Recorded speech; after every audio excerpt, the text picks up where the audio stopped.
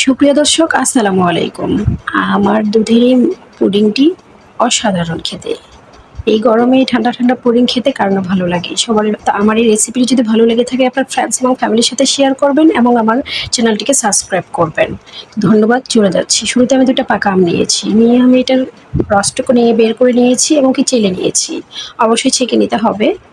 তো এখানে আমি 1 চামচ আগার আগার দিয়ে দিলাম আর সামান্য পরিমাণে চিনিও দিয়ে দিলাম। যদি আমটা মিষ্টি হয় চিনি দেওয়ার প্রয়োজন নেই সেক্ষেত্রে, তাও আমি একটু দিয়েছি, সেটা খেতে ভালো লাগে। এটা ঠান্ডাতেই মিক্স করে নিতে হবে। একটা চুলায় বসিয়ে দিয়েছি, বেশি জাল করার প্রয়োজন নেই, একটা বলক আসলেই হয়ে যাবে। এখন আমি এটাকে সম্পূর্ণটা এখানে ঢেলে নিয়ে এই বাটিটাতেই আমি পুডিংটা ফ্রিজে 1 ঘন্টার জন্য রেখেছিলাম। তো এই যে দেখুন আমার পুডিংটা জমে গিয়েছে। এটা এখন আমি সুন্দর করে কেটে নেব। সুন্দর করে কেটে নিয়ে সাবধানে কাটবো একটু। কেটে নেওয়ার পরে এটাকে আমি সুন্দর করে কাট দিয়ে নিচ্ছি। দেখুন যেভাবে কাট দিয়ে দিচ্ছি এভাবে আপনারা কাট দিয়ে নেবেন।